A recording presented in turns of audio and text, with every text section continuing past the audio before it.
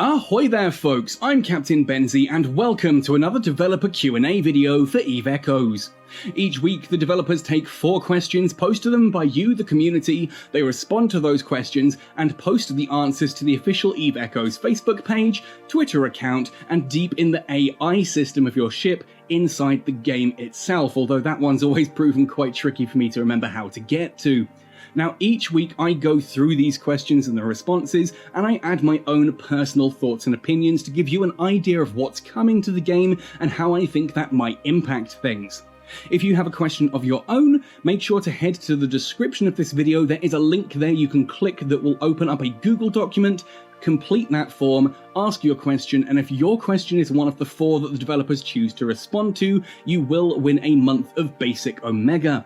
Now, on the subject of giveaways as well, please remember that every week the developers give me 3 combo Omega to give to my community. I choose to give 2 of these to people who are publicly posting on my Discord, so make sure you head through to my Discord there to be in with a chance of winning one of 2 month of combo Omega there, and 1 random YouTube commenter every single week is chosen to win a month of combo Omega too, so make sure you're letting me know your thoughts and opinions in the comment section of each and every video that you watch. And on that note, please make sure you are subscribed with the notification bell dinged. I've been getting notifications from people who are saying, I'm not getting notified. You need to make sure you've done that, and heck, if you're on Discord, follow the Captain's content channel on my Discord as well with alerts, and that will let you know every time a new video goes live. But all of that said and done, long intro out of the way, let's jump right in now to the developer Q&A then for the week of the 11th to 17th of May.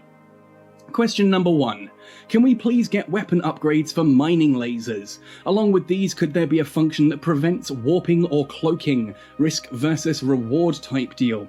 Now, this is actually something I've been bouncing ideas around with for quite a while, and I'll go into that in just a moment. Let's let Lance respond first. First of all, thank you for your feedback, but this is not in our development plan. The turret has the rig bonus and the low slot weapon upgrade bonus. The latter is used to change the rhythm of battle, yet for mining there is no need to change the rhythm. Now what he's saying here is that you won't get weapon upgrades for mining lasers like you would get, say, a heat sink, a gyro stabilizer, magnetic field stabilizer, ballistic control system, or a drone damage amplifier, because those are designed to turn the tide of battle, whereas the mining lasers don't have that same necessity.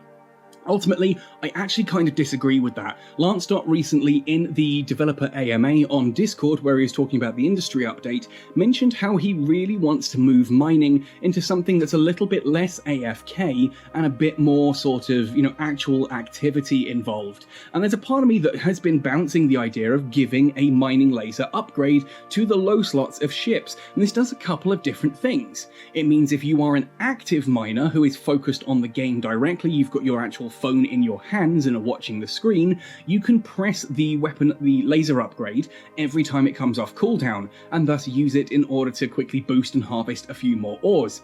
On the other side of things as well, it also takes up a low slot that would otherwise be something like, say, a warp stabilizer, an inertia stabilizer, that kind of thing, or defensive systems. So it means that you're going to be slightly easier to catch or less defensive and have less defensive capabilities than if you just go for the AFK fit.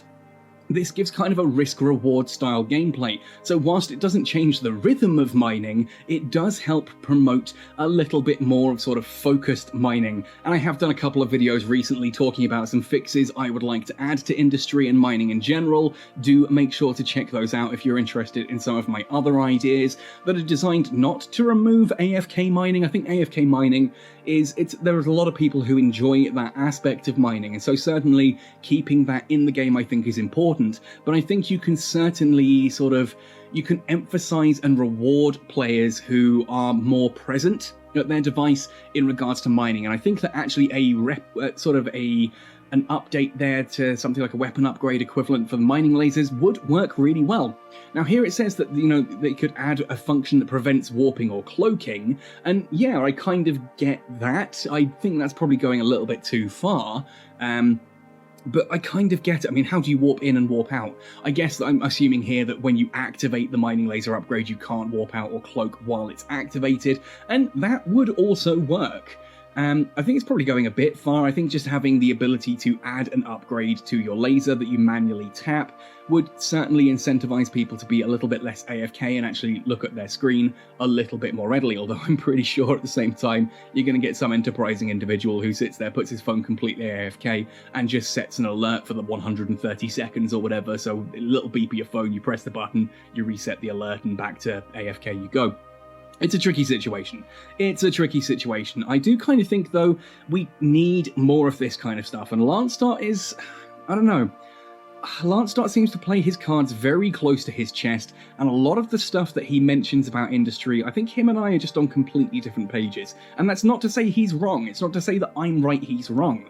Just, I have certain ideas and concepts, and I just don't see eye to eye with a lot of where he comes from. Like, he talks about wanting to stabilize the ore market, but doesn't want to risk, in inverted commas, having things like the mining missions and stuff, where you could hand in ores for a certain amount of guaranteed ISK, despite the fact that that would guaranteed fix the mining market. It's a risk to him because it would impact the free market economics, the Reaganomics, if you're sort of into economics, that goes on within the EVE marketplace. And ultimately you can make the argument, I don't want to get political on this, but an argument can certainly be made that Reaganomics ultimately has failed in the real world as well. It is the rich get richer, the poor get poorer. You are exemplifying that divide, which, okay, you can argue in the real world that's part of capitalism. In games you can make that same argument, oh, it's part of a capitalistic environment of the game, but this game's meant to be fun. And if your game system is ultimately spoiling the fun for 99% of the population, whilst increasing the fun for 1% of the population, I would argue that's not good game design. So, I don't know, Lancedot and I don't see eye to eye on a lot of things, and I think this is another one of them. I think he needs to start thinking outside the box and actually take some calculated risks from time to time, because industrials really need it. Like, how many industrial players do you know personally, you listening to this right now, how many industrial players do you know who are on the verge of quitting the game and are just holding on for the May update? If the May update's not good, how many industrialists are we going to lose to this? I don't know. Anyway, my time is telling me we're on 7.5 minutes on this question. I am, well, 7.5 minutes into the video, so I'm going to move on to question 2. With the upcoming industry update, will corporations be able to offer delivery missions that take advantage of the special delivery hold for haulers? Thank you for your feedback, says Impixie, but this is currently not in our plan. Well, Impixie, I genuinely think this one should be. I think having the ability to say to your haulers, right, we need to move all of this stuff from A to B. If you're willing to move an entire cargo hold's worth of minerals in your Cryos, or entire cargo hold of ores in your Mammoth or Wreath or whatever, here is so many of the imaginary coin things that you can get for corporation missions. I think that's the kind of thing the corporation mission system would really shine with. So that is the kind of thing I'd like to see in there. The ability to actually... We've talked about this an awful lot beforehand.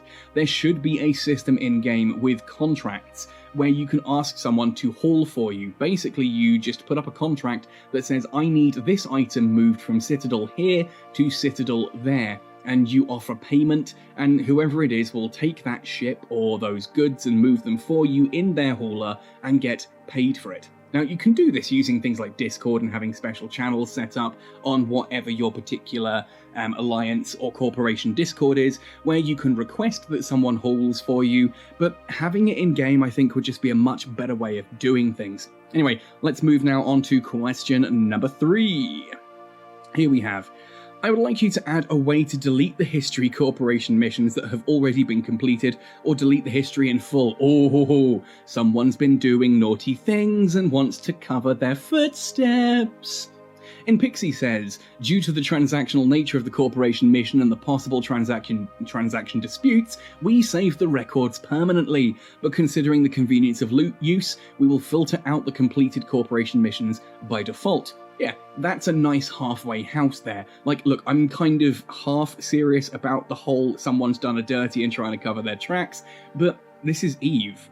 That's what happens if you haven't watched the causality trailer for EVE. I'll put a link in the description of this video. It is the best trailer for EVE Online ever, and if you haven't seen it, it will blow your mind, because it is a true story from EVE Online. They've just sort of dramatized it for a trailer.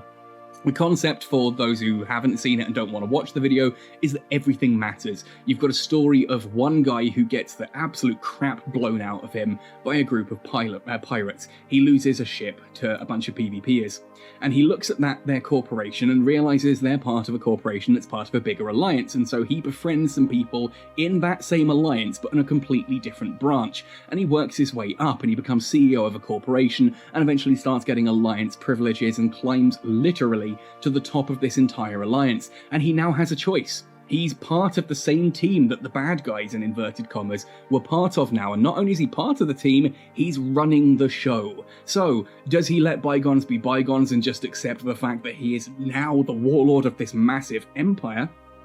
Or does he press a button and destroy it all? And, well, yes, that's what he does. He rips apart an entire alliance and all of its structures, closes down its sovereignty, shifts the entire map, steals billions upon billions of ISK worth of assets, and makes off like a freaking king. Now, ultimately, everything there was still in place. You can still go into the transaction history and see what happened there. What I'm getting at here, though, is I think having it delete the history, always a bad idea. Never have it delete the history, but having it not show all of the history, that you have to actually go in and, get it to highlight the completed ones. Like with contracts. Contracts, you always want to have the contracts there so you can go back to them and go, actually, who did I send that to? How much did they pay? That kind of thing. You've got that record there. It's always important to have that record, but having it hidden and you sort of have to check, go into a menu and actually look for completed contracts, going in and having to look for completed corporation missions, I think is the way forward. Because otherwise, yeah, you are just basically trying to hide your tracks, and that's a little bit shady. Moving on, will you include the sold out graphic in the new Eden store? It's tumultuous to click each item to see if we're able to purchase them. Epic use of the word tumultuous there. I love that. It's not the word I'd use, but it's brilliant. I love it. It was much easier when the icon displayed sold out. I no longer bother looking at many of the items, and if others are doing the same, you're losing out on potential profit. Good point. Reagan says, different Reagan this time. We're not talking about this Reagan when we were talking about Reaganomics earlier. We were talking about the American President Reagan. This is now the NetEase developer Reagan. Haha. Thank you for your feedback. We'll add the feature to the store soon. Awesome. I've been caught on this a couple of times, so I'm trying to remember which characters I have and haven't bought things like the comic nanocores or the modified destroyers and stuff like that. So you kind of have to tap on it and then go through, and recently as well with the keys, the keys for the secret trafficking containers, tapping on one of those and going, oh, can I buy those? And it's like, oh no, you've already bought them. I come back the next day and I'm like, oh, can I buy more? And it's like, no, you've bought them all. Having the sold out would stop that little frustration, and you should get just that little tag that tells you this item has sold out for you. You cannot buy any more of it. Kind of made me sad though as well. I got the Hound Nanocore thinking, oh, this one's probably the better one for me to use, and I'd love to have that because it's got explosion velocity on it, and you know how I feel about stealth bombers if you watch my video. But then I noticed there was also one for the probe, and it's like I use the probe explorer a lot, and that's a really nice nanocore for it. Cool, let's go back through, and I earned myself another 12,000 interstellar credits, went to buy that, and then it went, nope, sorry, you can't do it. I'm like, what? I wish I'd had this sold out because I wouldn't have ground out 12,000 more interstellar credits, only just to be told that, because of course when I tried to tap the box before that, it just told me insufficient credits. So I'm like, okay, it tells me insufficient credits, that means I can buy another one when I hit 12,000, right? I got to 12,000, I went to buy it and it went sold out. I'm like, oh, that's not fair. Anyway, they got me good. So that's this week's developer Q&A, a little bit shorter than some of the other ones. Ultimately, I think there's a lot going on with industrialists and mining at the moment. I've been putting out a few videos here and there about that as well. Hope you've been enjoying those and getting an idea of what I think about mining. I want to say as well, thank you to everyone who commented on my Benzie Fixes Mining video. Obviously, the title was a little bit kind of like reactionary and sort of slightly clickbait, let's be fair. But the comment section on that was really, really good. Even people who disagreed with me, excellent points being made, excellent feedback, people saying, actually, I agree with this or I disagree with that, and really having a good conversation. If you haven't already, if you are a miner or an industrialist who has sort of mining interests, get onto that video, the Captain Benzie Fixes Mining video. It was literally released a couple of days back. You'll find it easily enough on the channel. Go through the comment section, add feedback to other people's posts as well. I want a full-on discussion going on that because I am taking screenshots. I'm providing this as evidence to Lancedot and to the developers at large. I was about to say the community, but to the development community, I guess, in order to help get industry back on track and show them what the players think is best. And ultimately, I think we're going to see this industrial update probably here on the 25th. It looks like the 25th is the date it's going to be now. It's possible that it's been pushed back to the first week of June rather than late May. Obviously, if you've looked on Twitter, things are ramping up recently. They've done some recent announcements, some cool videos and stuff. So it looks like the industrial update is right around the corner, and I've got my fingers crossed that it is going to do some nice things, but I'm a little bit concerned that it is going to cause some big problems. The fingers crossed here is that those problems, if they do arise, we can sit there and politely say to Lancedot on the team, look, this is what we warned you about, we could see this coming, please do consider our feedback, and we can give that again a second time and be like, look, this is what we suggest going forward. You've now seen this all in action. Here's how we reckon we could fix it. And hopefully developers would actually listen to that and get some stuff done. We hope. We hope. Like with the balance update, they've said they'll keep an eye on things and will make tweaks and changes as we go. Anyway, I'm now rambling onwards about things outside the scope of this video. Do come join me on Discord if you want to hear me ramble about more things more often, and just talk about like industry and get some cool ideas of what's going on out there. Otherwise, folks, thank you ever so much for listening to me ramble on right the way to the end of this video. Happy sailing, and see you in New Eden!